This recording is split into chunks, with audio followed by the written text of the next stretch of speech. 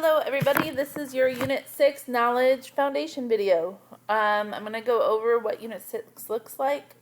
It's kind of a bigger one with some bigger assignments, and we're going to get into some stuff that you're going to be doing long term. We're looking kind of out ahead towards the conclusion of the semester. We're about 5 weeks out from the semester ending.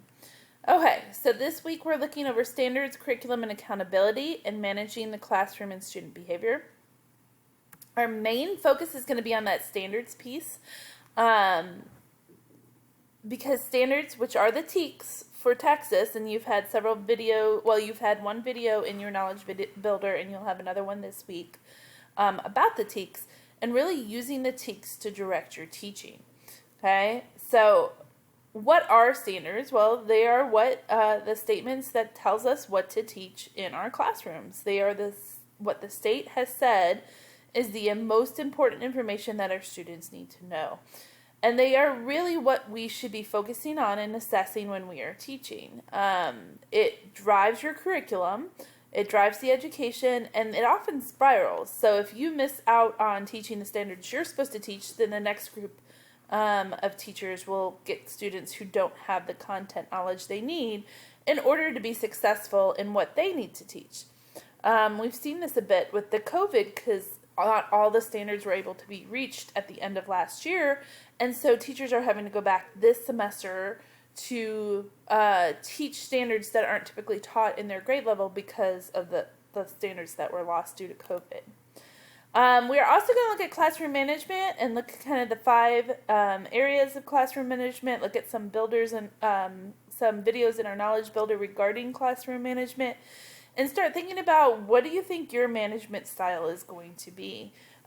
Remember, discipline and management are not necessarily the same thing. So management is what do you do day to day before to manage the behavior and the environment that your students are in. Discipline happens after something has occurred. So if discipline is your management, that's not going to be very functional for you. What you want to do is set your classroom so those issues are not arising. And so we'll talk about those 4 stages of classroom life that students go through, which is the forming, the storming, the norming, and the performing. And that's really covered mostly within your textbook. We'll also go into a little bit about open communication with students and parents. So as usual, the foundation video should be there. Nobody told me it wasn't there last week. If you ever don't see it, let me know. I've included your chapter 10 and 11 PowerPoints. Kind of added additional steps in case you wanted a checklist here. You're going to complete your knowledge check, your knowledge builder, your knowledge application assignment, and your final information gathering assignment. Knowledge check is the same as it was last week. I know a couple students had some weird things with guests. Just make sure when you start that it says your name. So when I say start over here, make sure your name is here. And that seems to be fine, even though at the end it might say something else. But that is set up the same way for this week. You go ahead and input your score at the end. Your knowledge builder. This week, we look at a second step of the Teaks. This video, plus the one from last week, is going to be very important when you're doing your application assignment for this week. So make sure you pay special attention there. Common Core, just discussing what is it and how, kind of a really brief overview of what it is and what people think it is and what it's not and things like that. For then the top 10 proven classroom management skills, I want you to connect with ones that you think, hey, this meets my style. Or 2, and then number 2, what are 2 ideas that maybe aren't the strongest focuses for you, or not your style, or you don't even believe in them, like you don't think you would incorporate them at all. And then the last one is you're going to go over the 4 critical components to your classroom environment that this gentleman discusses, and give an example of what each component might look like in your actual classroom. So how would you incorporate those components? So a little hint here, like building relationships. What strategies are you going to do to build relationships with your students? He talks about a couple like meeting them at the door and having a special handshake, or having incentives built in and things like that, where they you have time to develop that relationship with students. Okay, so that is your knowledge builder. As usual, for my students that are in face-to-face, this last one is actually gone because we'll be doing it in class. So you'll only have these first three. Okay, so then, ignore my little happy dryer that just finished its laundry. Your knowledge application assignment, I said, is going to go back to that Teaks thing. So for this assignment, you will be exploring teaching with the Teaks.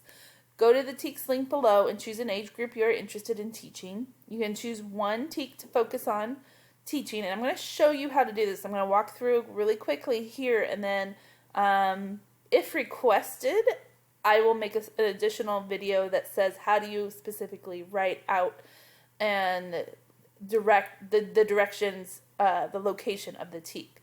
But you're going to list the Teak that you're talking about, including its location. So that's the thing, is how to write out that location, because I'm going to describe it here in the video, but it can be confusing for people.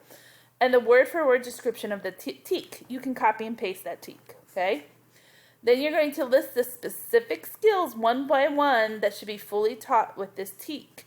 Go back to those knowledge builder videos. That should include the how, the verb, and the what, the content and context, okay?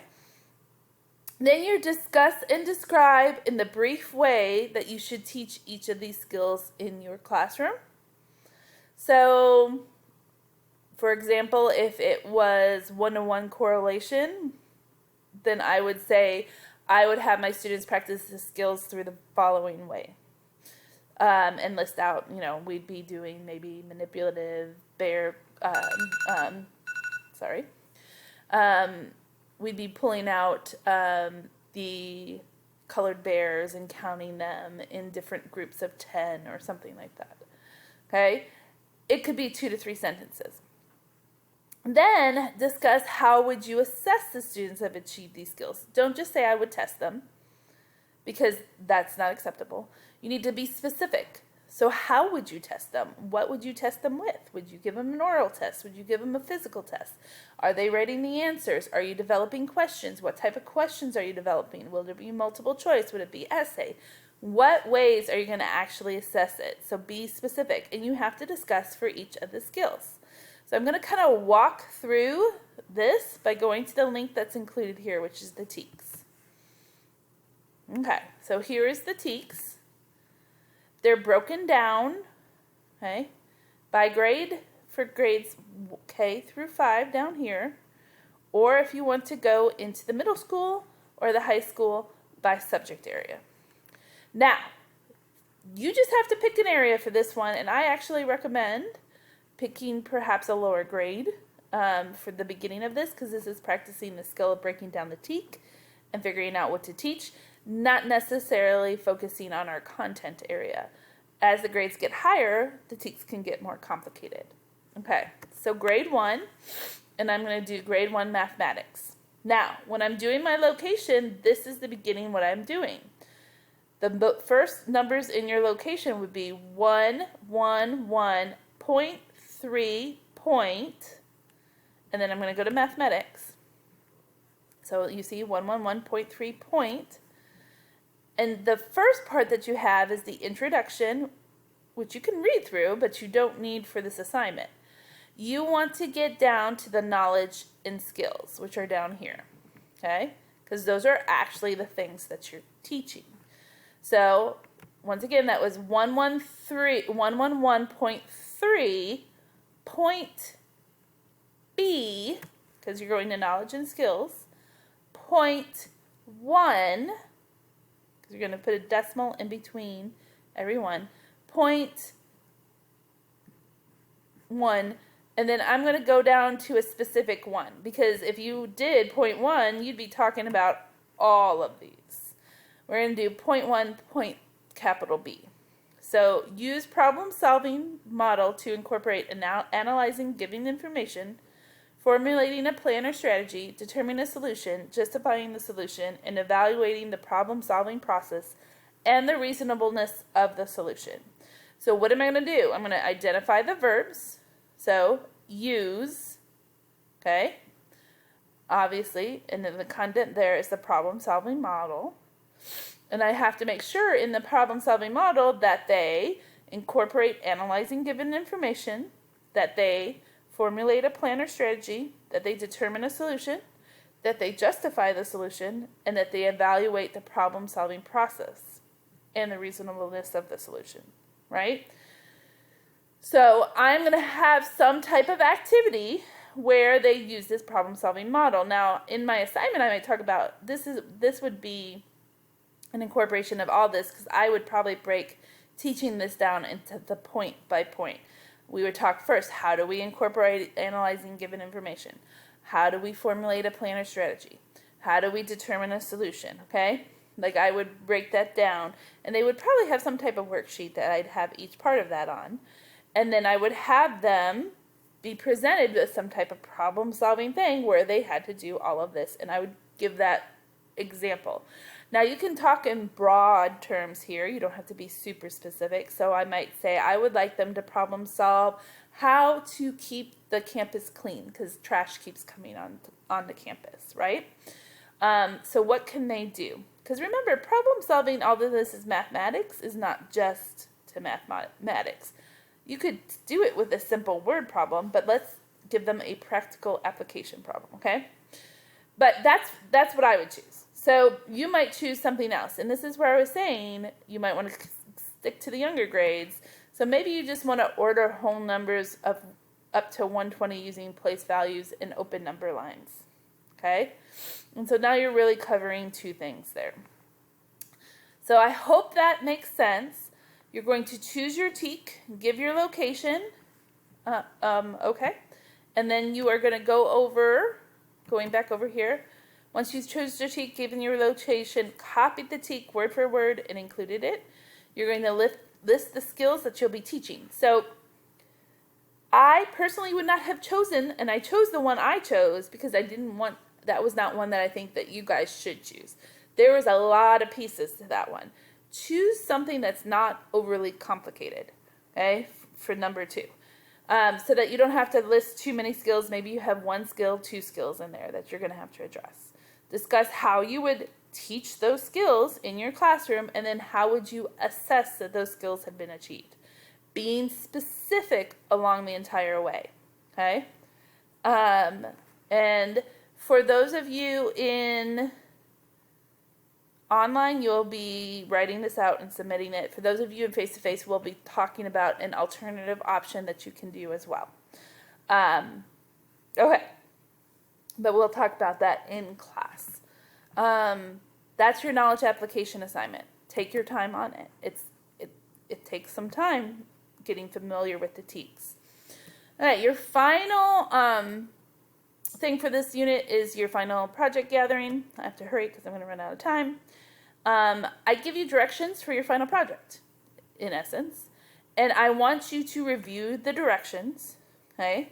And then the only thing you need to submit to me for this is, what are you going to do to make sure this gets done? How are you going to pull it together over the next month? This is your final.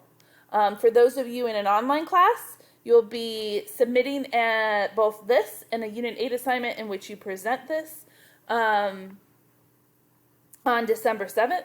For those of you in the face-to-face, you'll be submitting this, and you'll be presenting in class the day that you have class after Thanksgiving, so shortly before that. So this is just to say, how are you going to plan to get this done? And we've collected many of these pieces. Now you have to pull them together in order to present them. Okay, that's all I've got for Unit 6. Have a great unit, and I will talk to you soon.